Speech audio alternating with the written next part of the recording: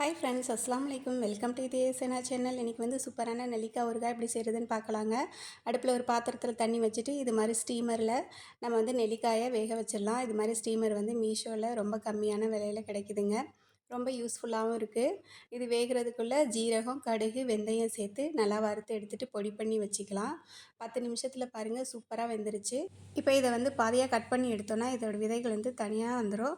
அதை வந்து சின்ன சின்ன பீஸாக கட் பண்ணி எடுத்து வச்சுக்கலாம். அது கூட வந்து பூண்டும் கொஞ்சமாக மாங்காயும் சேர்த்துருக்கேன். அடுப்பில் பாத்திரம் வச்சுட்டு நல்லெண்ணெய் சேர்த்துட்டு வெந்தயமும் ஜீரகமும் சேர்த்துட்டு நம்ம கட் பண்ணி வச்சுருக்க பூண்டு சேர்த்துக்கலாம். பூண்டு நல்லா பொரிஞ்சதுக்கப்புறமா நெல்லிக்காய் மாங்காய்லாம் சேர்த்துட்டு நம்ம பொடி பண்ணி வச்சுருக்க தூளையும் சேர்த்துட்டு மிளகாத்தூள் வந்து காரத்துக்கு சேர்த்துக்கலாம். கொஞ்சமாக புளியை திக்காக கரைச்சி அதையும் சேர்த்துட்டு உப்பு சேர்த்துக்கலாம். இப்போ இந்த நெல்லிக்காய் ஊறுகாய் ரெடி ஆயிடுச்சுங்க.